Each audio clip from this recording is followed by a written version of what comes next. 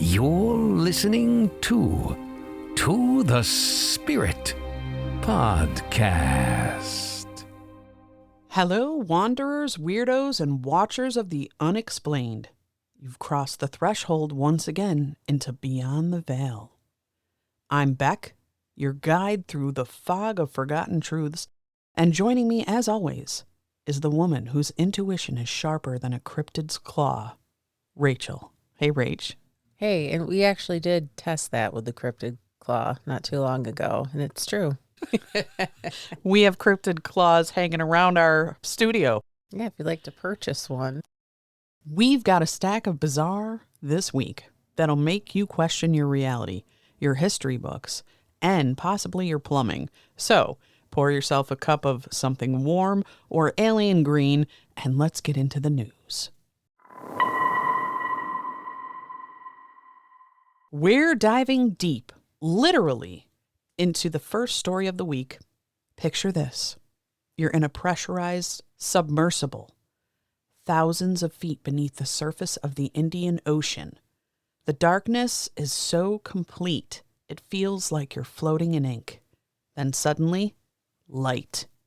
Not from your instruments, not from your crew, but from something alive. OceanX researchers recently captured rare footage of a bioluminescent anomaly in the abyssal zone. What they described as rhythmic bursts of light pulsing with intentional precision. Some patterns even mimic the lights of their sub. It's not in any marine biology guide. There's no known organism with that specific behavior. Now, scientists are calling it either a new species, a previously undocumented biological reaction, or something else entirely. Let's paint this a little creepier. The lights responded. When the crew flashed a signal, the mystery source blinked back in a matching rhythm. 3 flashes. Pause. 3 flashes. It was like playing Simon Says with the dark. Marine biologists say it's probably a new jellyfish species, but others in fringe science circles are whispering. What if it's not biological at all? What if it's a transmission? An old signal that's been pulsing for eons and we just stumbled into the conversation. Rach, if the sea is that intelligent, if it's flashing back at us, are we talking to nature or something in nature that's been waiting for someone to listen? Maybe there's some sort of intelligence deep in the ocean trying to communicate, or possibly there's some sort of portal opening down there and, they're testing the waters, no pun intended. I never thought of a portal. And if it is a creature, what kind of consciousness signals from that depth? Are we looking at Earth's own version of a SETI message?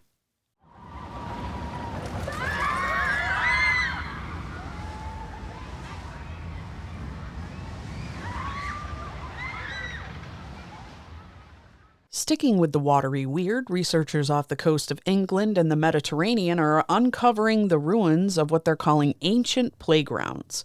But not playgrounds in the modern sense. These are entire gathering sites, tiled Roman baths, Mesolithic meeting platforms, ceremonial coastal structures now submerged and barnacle blessed, swallowed up by the rising seas or earthquakes over time. And here's the odd part. Some of these were located in areas that shouldn't have been inhabitable by early humans. Geologically unstable fault zones or cliff edge communities with no known trade access. Which leads us to the high strangeness theory. Were these meeting places really for recreation, or were they something else? Ritual sites, energy hubs, or places where early humans sensed something sacred?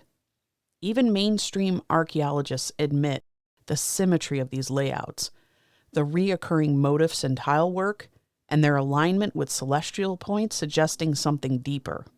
Rach, have you seen these TikTok videos of them uncovering this? Yeah, I've seen a few of them, and it's definitely just beyond decoration. What if the ancients weren't just bathing and bartering, but connecting with the earth in ways we forgot? Yeah, I believe it. Are we looking at forgotten memory or buried technology? Probably a bit of both.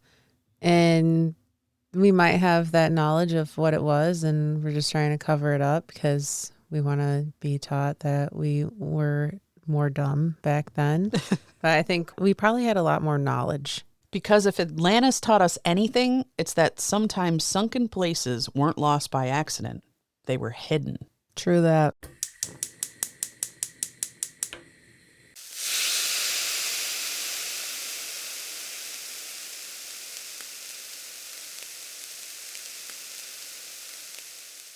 Now, from the depths of the sea to the deadly depths of someone's kitchen. Aaron Patterson, 50, is currently on trial in Australia for allegedly preparing a dish that killed 3 people and hospitalized a 4th. Her ex-in-laws and family friend using death cap mushrooms. Oh, that's great. She claims she just wanted to jazz up a bland meal and grab dried mushrooms from her pantry. But prosecutors aren't buying the culinary innocence. Just had some death mushrooms in my pantry. Evidence shows that she Googled death cap mushrooms a year earlier. Her phone was wiped after the incident. She even faked a cancer diagnosis to lure her ex-in-laws to dinner. And here's the twist. She didn't eat the beef Wellington herself. She served it, smiled, and sat it out. Oh, it's always the beef Wellington, isn't it? What started as a weird dinner tragedy has now become an international media storm, and some believe it's no accident. Some armchair sleuths online are even calling it the first documented culinary hex murder, a meal intentionally laced with death energy. Rach, when does a bad recipe become a murder weapon? And if someone fakes cancer to cook you dinner, should you ever eat the side salad? It makes me think of that story that happened not too long ago. That woman made a cake out of bad ingredients and killed the whole bunch of her family. Yeah. But that is sinister. I'm just saying, if someone pulls out the dehydrator, the kitchen gloves, and a story about elevating flavor, and you haven't seen them in a year, maybe go home hungry. People have told me about people they know who they faked having cancer. It happens a lot, especially for the GoFundMe. Oh my God. That's got to be unbelievable karma when you do something like that. All right, let's head to Thailand, where the line between National Geographic and the supermarket sweep has officially been crossed. Earlier this month, a wild elephant named Plai Binglek casually walked into a local grocery store near Khao Yai National Park. I saw that. Oh, you did? I did. The surveillance footage shows him maneuvering through the aisles like a regular shopper, except instead of a cart, he used his trunk. 9 bags of sweet rice crackers, a bunch of bananas, and what appears to be a sandwich were removed from shelves and consumed on the spot. The final bill?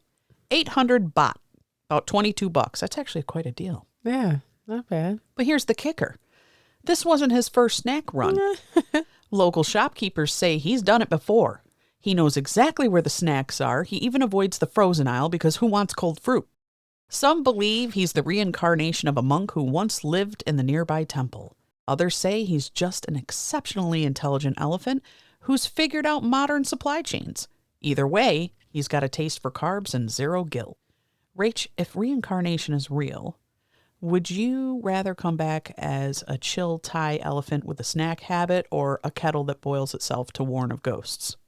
That is really interesting options. I really think about these things, you know? If I was a kettle that boils to warn of ghosts, that means I probably could see the ghost as the kettle, right? Obviously. So I think I have to go with the kettle with my paranormal ass. Okay. I mean, I can't decide if this is adorable or terrifying. An 8-ton animal wandering into your store with a craving and a memory of the cracker aisle. Can you write that on your taxes? Right. Like that's a loss. Well, that's either divine consciousness or the world's most dangerous DoorDash.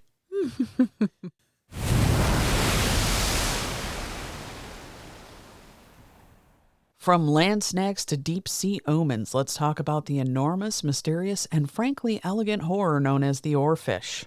A 9-foot specimen just washed up on the Tasmanian beach, glittering, undamaged, and almost deliberately presented.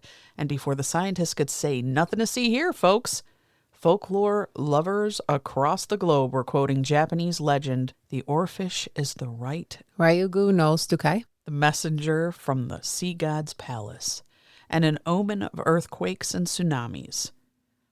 Locals were understandably on edge. Videos show people gently measuring the oarfish while nervously side-eyeing the ocean like it might reach up and slap them. Marine biologists claimed it was likely disoriented, sick, or drawn up by undersea currents. But here's a question. Why does it always happen right before or after seismic activity? Coincidence? Pattern? Or has this glorified ribbon fish been trying to tell us something for centuries? If this fish is a divine courier, are we ignoring ancient texts in favor of tide charts, Rach? I was looking at the pictures of the oarfish because I wanted to. Fish, yeah. So we're definitely getting signals from the fish. And when there is activity that is causing a disruption in the force, it is definitely affecting the fish. And I think we should pay attention to that for sure. I think if the sea god is sending messengers, shouldn't we at least give them a podium and a microphone? Yeah. And just stay out of the ocean. Yeah, we talked about that a lot today. Oh, God.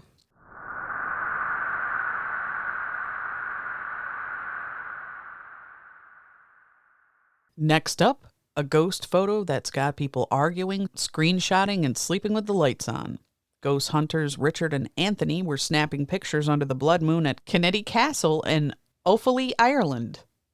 I'm Irish and I'm totally butchering it as per usual. Known for its fair share of hauntings. They caught what appears to be a towering cloaked figure. Others swear they see a child's face, a wolf, even a horse in the same frame. It's like a paranormal Rorschach test. That it is, Rach. And the spook doesn't stop there. Several people reported sleep paralysis after viewing the image. Oh, God. One woman swears her phone glitched and then deleted her photos the moment she zoomed in. Skeptics claim it's pareidolia, a trick of the light in our overactive imaginations, but believers, they're warning others not to stare at the photo too long. So, Rach, would you blow this up and frame it or toss your phone into a river after zooming in? What do they say on the TikTok comments? I rebuke this. I don't want anything to do with that. Me neither. If it's known to cause issues, no thanks. Like I said, I don't look at a picture of Annabelle for too long. So. And if a picture's worth 1,000 words, this one's whispering all of them backwards in Latin. Yikes.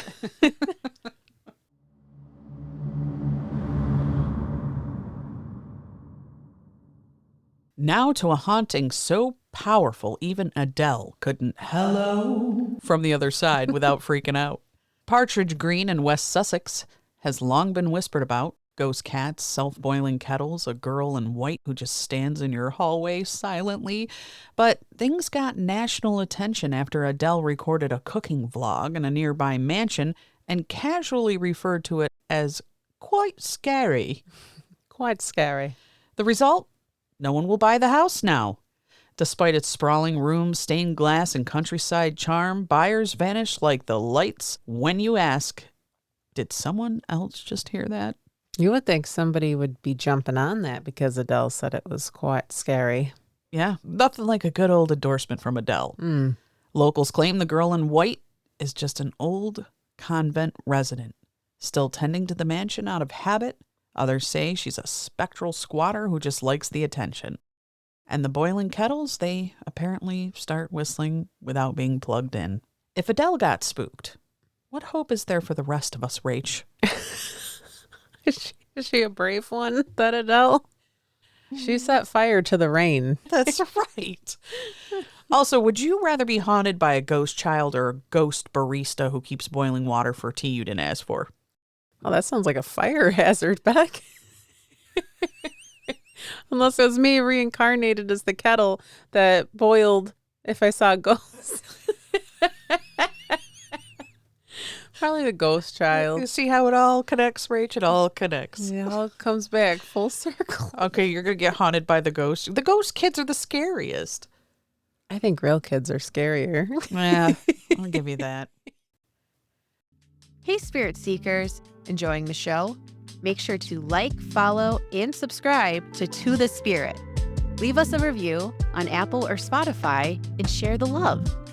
We drop a new video every week on our YouTube channel covering paranormal, conspiracy, high strangeness, and more. Have questions or want to share your own spooky story? Drop us a line at tothespiritpod@gmail.com. Stay spirited.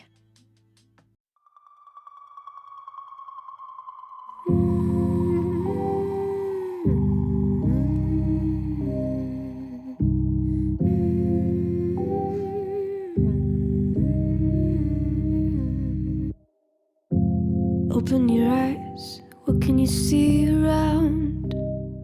Wind of the open sky, over the siren sound. This is a dream, getting the royal scar, holding a diamond blade, throwing it far. Holding your breath still, you jump the fire. We'll just sit and wait till you see me fly. You know they'll never catch me for it. See me fly. The way I put my finger on it. See me fly.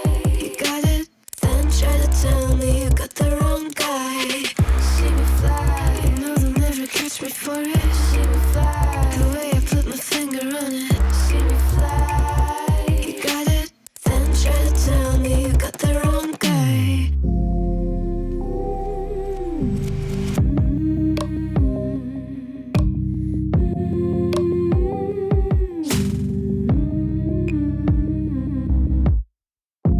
Look at them now, all of the noise they make, counting the cards to one. Queen of Hearts never breaks. Falling asleep here might just take a while. Trying not to grind your teeth, dreaming to touch my style. Well, can't say I blame you, trying to come close to, but all you can do. See me fly, you know they'll never catch me for it. See me fly, the way I put my finger on it. See me fly, you got it, then try to tell me you got the wrong guy. See me fly, you know they'll never catch me for it. See me fly, the way I put my finger on it. See me fly, you got it, then try to tell me you got the wrong guy.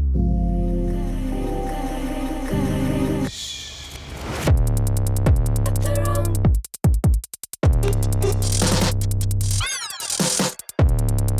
Got the wrong guy.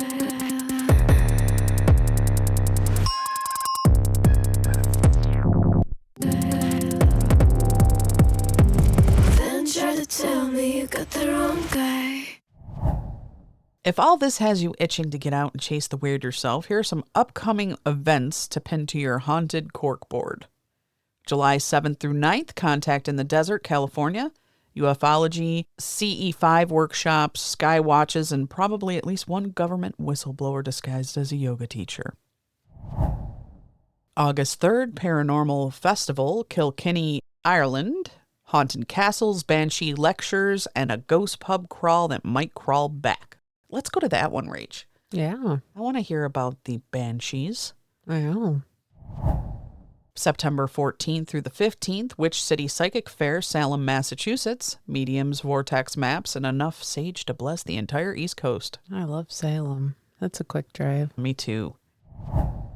October 4th through 6th, Cryptozoology Conference in Portland, Maine. Bigfoot panels, Thunderbird theories, and probably a blurry photo booth. Which one are we crashing, robes or no robes? Okay. This one's part music lore, part ghost story, and part viral urban legend, but it's been circulating again, so, we had to dig in. According to the tale, Michael Jackson once left a studio microphone recording overnight, unattended, unplugged from any official session, just rolling. The result? A strange 23-hour audio file buried somewhere inside was a segment labeled T7, Let Me Out. Ooh. Those who claim to have heard it describe ambient static, mechanical whirring, and a faint but chilling voice repeating a single phrase. Let me out. Let me out. Creepy. Over and over. Some say it sounds like a child. Others say it's layered. Multiple voices phasing in and out like echoes from somewhere that shouldn't have a mic feed. There's no official statement from the Jackson estate. Studio engineers deny it ever existed. But in the age of mystery files and haunted hard drives, it won't die. Some believe it's a glitch. Others call it an EVP. A few even theorize it was Michael channeling something intentionally. Rach, if a 23-hour audio file whispered, "Let me out," in your headphones, would you shut it off or start asking questions? I would definitely be trying to figure out who wants to be let out.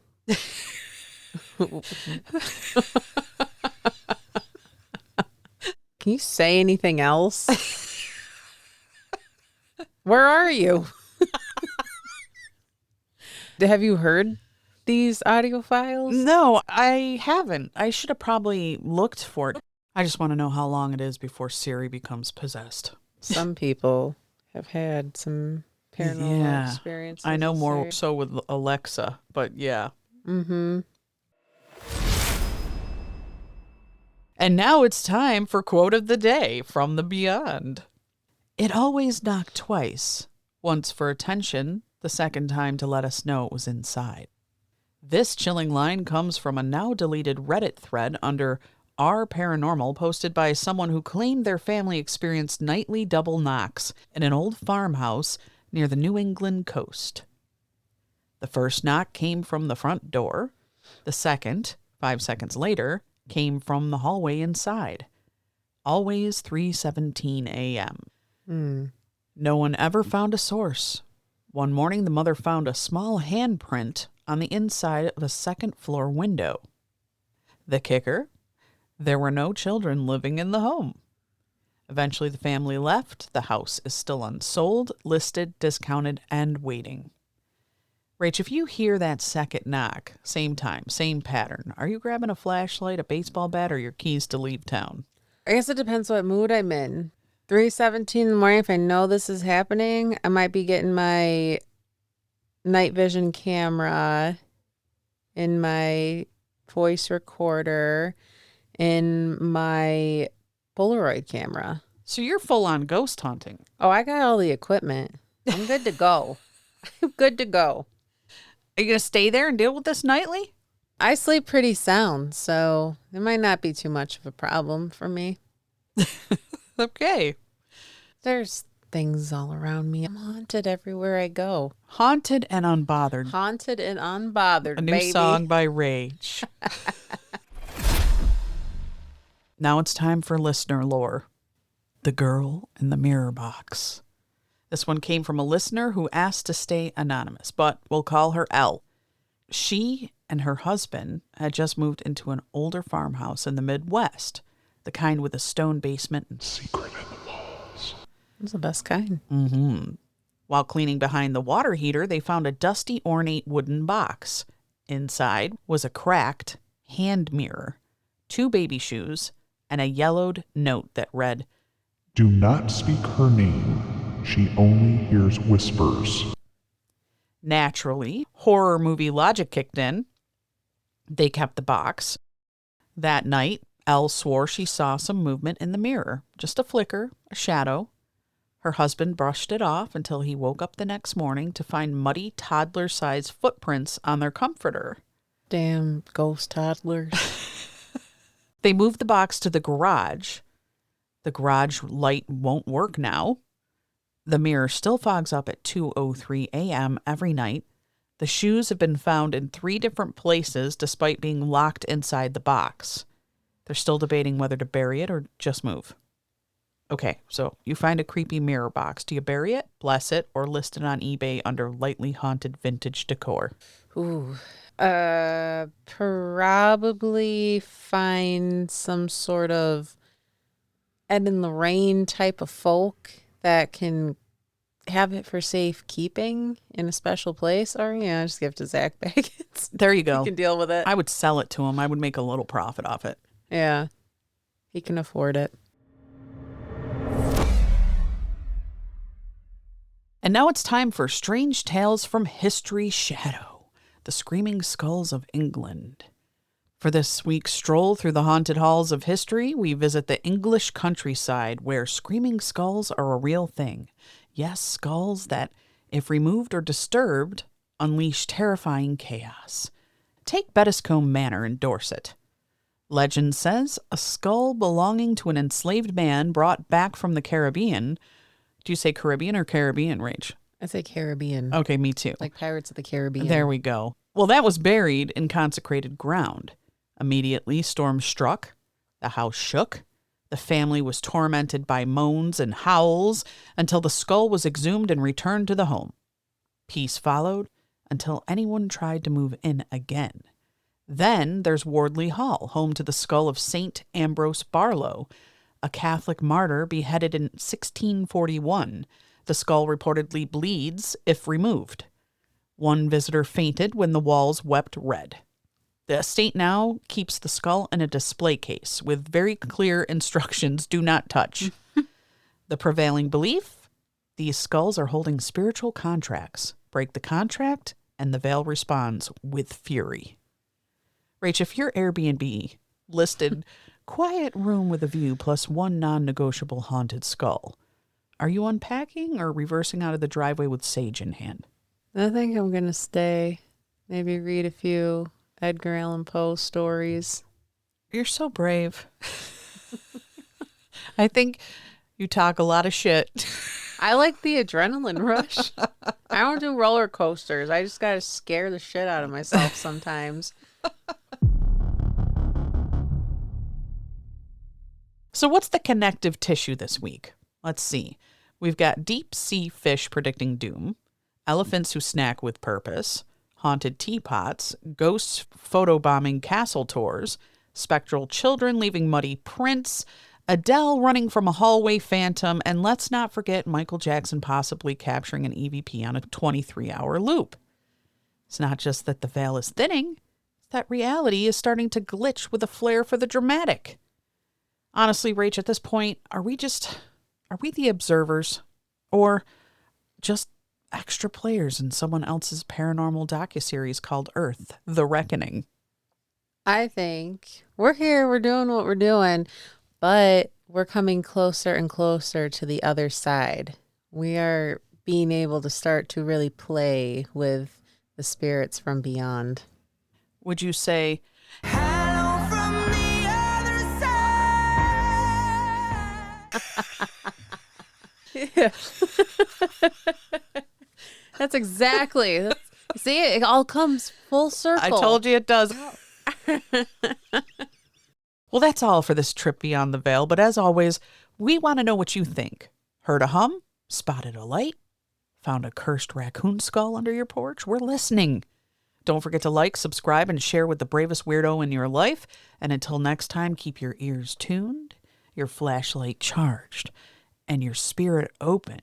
Because the veil? It's always thinner than you think. To the spirit Podcast. supernatural science I'm Ghosthunter. psychic mystic Spirits.